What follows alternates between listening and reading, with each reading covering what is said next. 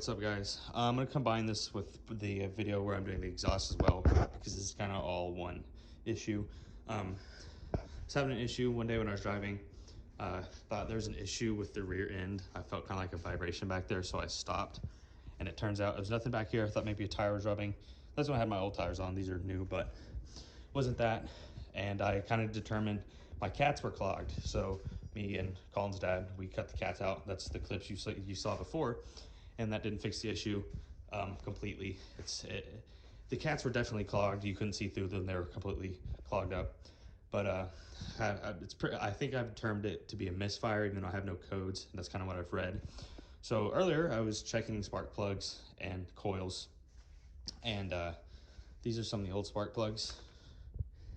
They are not in the best condition, and none of them are gapped either. So originally I wasn't planning on doing spark plugs today because I was gonna, order the Bosch ones offline or closer to OEM. Well, I dropped one of them and broke it by accident. So I just went to O'Reilly and I got some Champion spark plugs. They're gonna work for now. I gapped them correctly though. Unlike those weren't. These are, I think these are Bosch. Yeah, they're Bosch double platinum. Those are just Champion double platinum. So that's what we're doing. This cylinder right here, cylinder number 4, the entire thing was filled with oil with the spark plug in it. I'm guessing it's from the previous owner replaced the valve cover gasket, and I'm guessing it's probably some of the oil that leaked around right in there and down in there, because there wasn't any oil like coming up through. So, but yeah, I'm in the process of changing spark plugs. I've got 3 in so far, and then not much to film, pretty straightforward, but I'll kind of film as much as I can. So I'm gonna keep going on this. Make sure I got these all tight. And this is just your typical 5/8 spark plug socket. Your vanity covers are 10mm, of course, and then so are your coil pack bolts. Those are 10 as well. That one's just covered because I left in the middle of it. I haven't taken these 2 out. Hopefully those are not filled with oil as well, so because it was not easy to get out.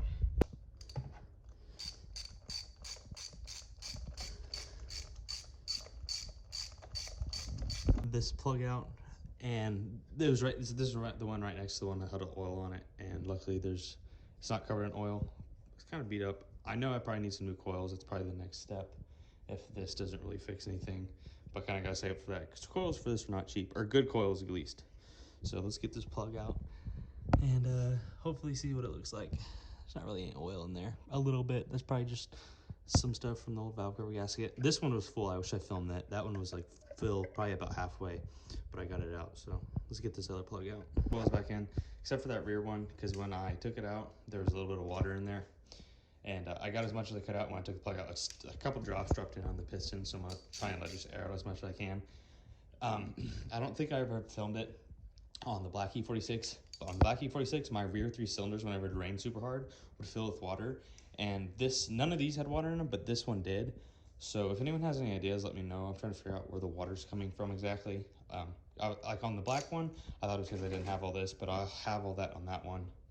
So it was had a bit of tiny water, so I got it out, but a couple drops dropped in, like I said, so I'm gonna let it try and drain out. I don't have the spark plug actually fell down in there, so I can't show it, but it was actually pretty bad. But I'm getting all these tightened down. These are all gapped correctly. None of them were gapped. So hopefully this kind of fixes it, or fixes it completely. So, well, they're all done. Got everything buttoned back up, new spark plugs in. Everything's tightened down. Everything looks good. I also cleaned out the trunk. You're gonna have to move. I'm about to open this. There we go. Clean out the trunk. Had a bunch of shit in it. Not anymore, kind of organized it. Put like the jack where it properly goes and stuff. But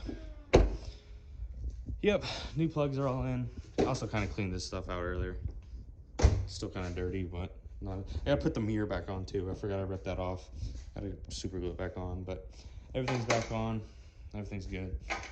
Secondary air pump. I don't know where this goes. I feel like it has a clip somewhere. It looks like it does. Looks like it goes right here.